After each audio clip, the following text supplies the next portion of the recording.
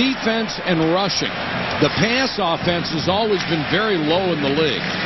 Look at 2001, though. Brad Johnson's addition gets them to the middle of the pack, and really they felt that's all they needed to win. But that's Brad Johnson's addition. It's not the addition of anyone else. I mean, Keyshawn is here and he catches 106 passes, but only one touchdown. One thing to remember, guys, they've had 3 different offensive coordinators in the last 3 years.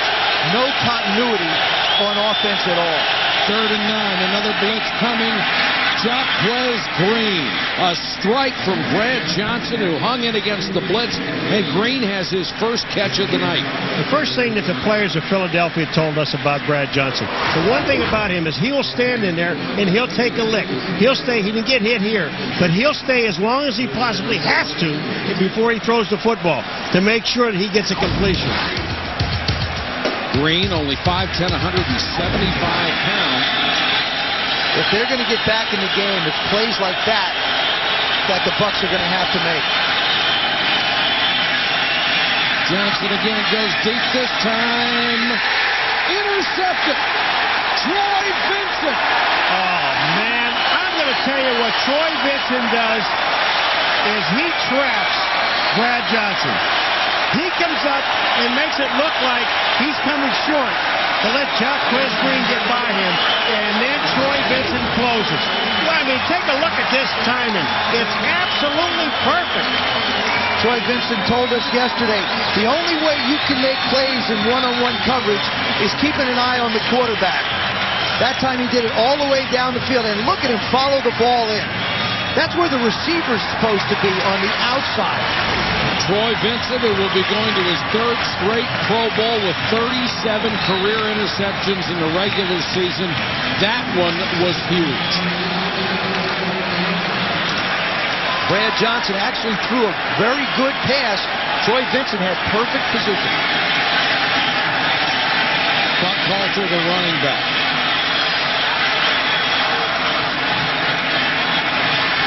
McNabb dumps it off to Buckhalter, and he is pummeled at the 24-yard line by Derek Brooks. Through the course of the year, there are a couple of things that we've seen Donovan McNabb improve in my estimations. He's able to go out and now keep his feet on the ground. He has a tendency sometimes when he makes throws like that to get up on his toes, and we see the ball go into the ground. He keeps him a lot more flat. He's a lot more level when he releases the football, and he's become a much better pocket passer because of it. Deuce Staley back in the ball game. Short set to throw to Pinkston, and Pinkston should have a first down before he's driven out by Brian Kelly. You know what when you think about it, they've only had Philadelphia a few good running plays, and they've been inside and not outside. Yeah, so what do they do so very well? Throw the short pass. Why not? It's open. Donovan McNabb is right on target this evening, so just go ahead and let him throw the short stuff. It's like a run play. You see the frustration on the faces of the Bucs. And you just get the feeling if their defense doesn't come up with a big play, maybe even a score, they'll be going home very unhappy. John Lynch with the big hit, but not until Deuce Staley picks up 9. Well, Jamie Reeder is the fullback in his formation, and he makes an excellent block on the outside. But this is where you have to run the football if you're going to have any success at all against the Tampa Bay team and against Philly if you're going to run. You've got to run the ball between the tackles. 2:44 and counting, 3rd quarter. Buckhalter will come back in along with Reeder.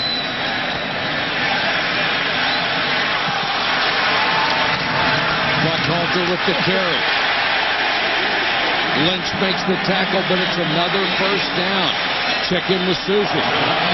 Well, Mike, in big games like the one against the Eagles, the Giants a couple weeks ago, when Donovan had to lean his team back, he talked about the confidence you get from that when you finally reach the end zone, it's like a breath of fresh air. And when a quarterback stands in the pocket and takes hits like he did in that game, there is nothing your receivers in the line won't do for you. He has been such a great leader of this team. In that game, he looked in their eyes and said, let's go, and he's doing it again. They've always said from day one he's always been very calm in the huddle. Pinkston on the little hits, and they won't get anything out of that.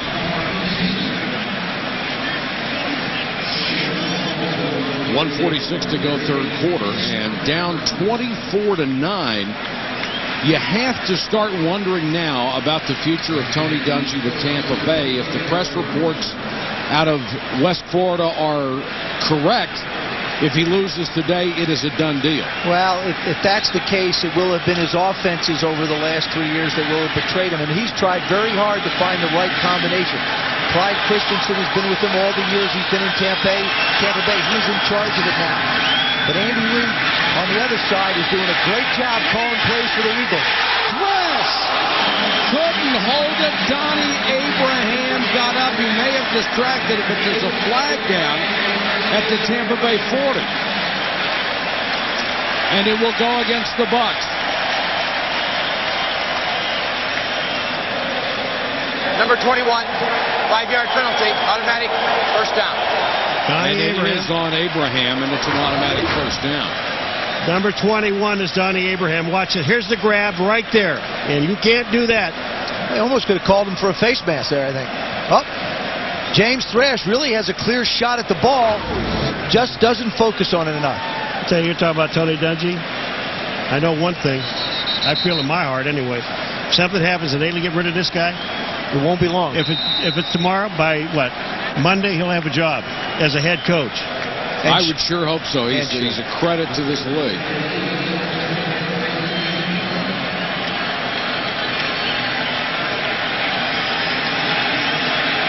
First down, Eagles.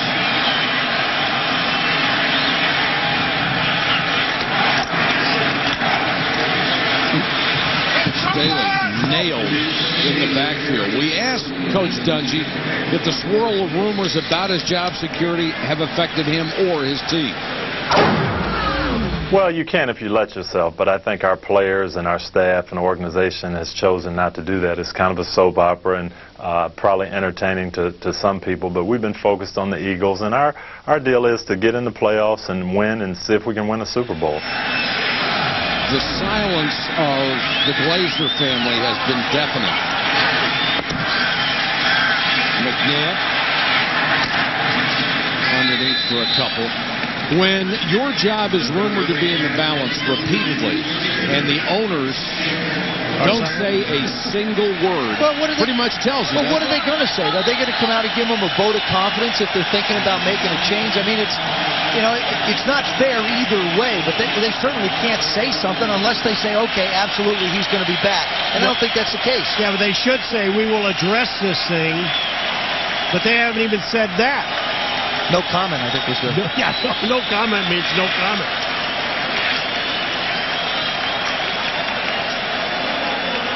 In the city of brotherly love, the Eagles have shown no affection for the Bucs. They've dominated for 3 quarters. NFC Wildcard Saturday continues after this from your ABC station. Touchdown, tying an NFL postseason record set by the 49ers back in the mid-'80s.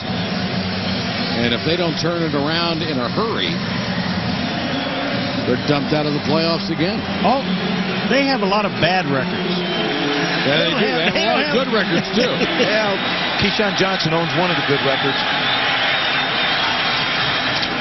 Blitz coming. McNabb hit as he throws, nearly picked off as it bounces to the turf. Rondé Barber, who had 10 picks this year to tie for the NFL lead, came flying in on the blitz. Well, he's a corner, remember, Rondé Barber is, and there's not enough people to block him, and he goes right where he needs to go, right at Donovan McNabb's arm. Defensively, that's the first time we've mentioned Rondé Barber's name, and John Lynch has been very quiet as well. Landetta to punt to Carl Williams. Sean tied for 7th in the NFL this year. 43.5 yards a kick. The ageless punter. And a beauty here. But it takes the big bounce and goes into the end zone. It will come out to the 20. Let's go down to Susie. Susie, you had a chance to talk to Malcolm Glazer, didn't you? Mike, it was a brief conversation. I approached Malcolm Glazer and asked him about the situation. He said he needed to consult with his sons before deciding whether we could even chat about it. Of course, I asked him if we could talk a bit on camera during the game, and he declined. They declined to discuss the situation at all. And I said, of course, we have to discuss it. But they did not want to talk about it at this time. as I said in the pregame, I mean, the players take that as an insult, the silence, as you mentioned as well. Well, one thing people have to remember, before the Glazers came in and bought the team, before Tony Dungy, this was a ridiculous excuse for an NFL football team. Year in and year out, they were pummeled by everybody they played. Tony Dungy has turned it around. He has, but here's the problem. He's gotten them to the same level consistently, and they want more. Problem is, personnel doesn't allow them to do that. Right. They're very similar in addressing the problems that we've seen on some teams. You get loaded on offense or defense, and the other part gets ignored. The classic case of that are the Indianapolis Colts. Their offense is great. Their defense is a problem. Jim Mora paid the price. That's where you may see that guy in Indianapolis. And the Bucs have had the ball 3 times this half. 2 interceptions and 1 3 and out. Well, wherever he ends up, that team's going to be very grateful. Before Tony Dungy, 20 years, 1 10-win season in 2 decades. Since, they've had 3. And his winning percentage, 56.3 as opposed to 30.7.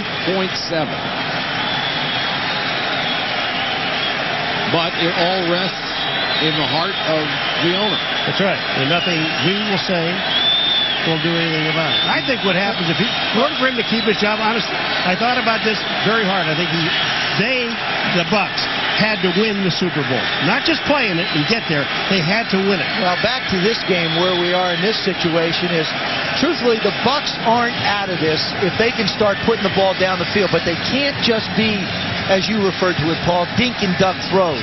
They've got to get they're going to have to get 15 yards, 18 yards, take some shots down the field. Even if you got one picked off, so what? You still have to keep trying. 14:47 to go. Allstott and Dunn in there together.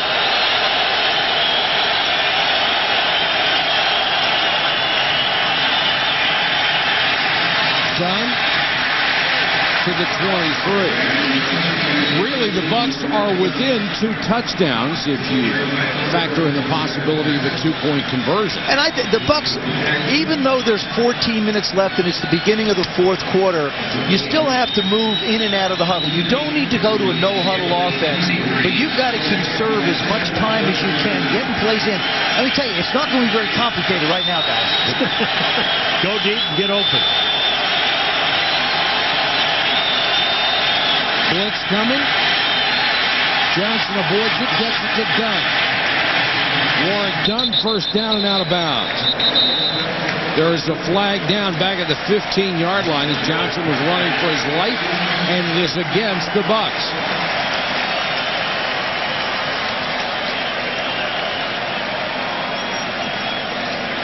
The Eagles bring pressure up the middle.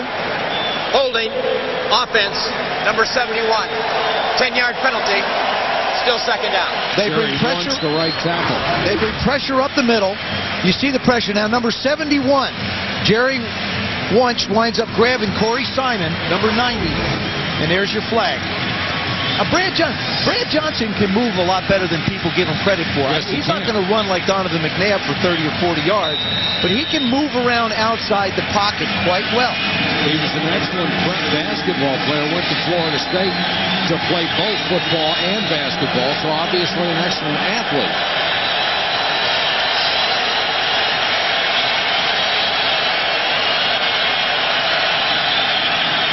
Draw play to Dunn.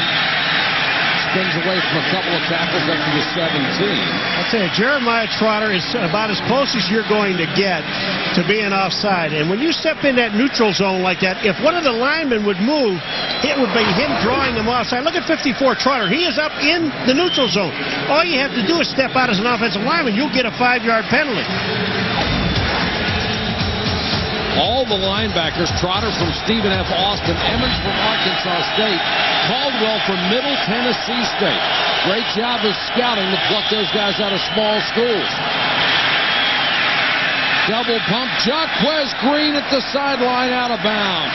Brian Dawkins does a nice job this time of using the sidelines to his advantage. Just continue to run Jaquez Green towards the sidelines, make Brad Johnson throw the ball outside. Look at the angle he takes.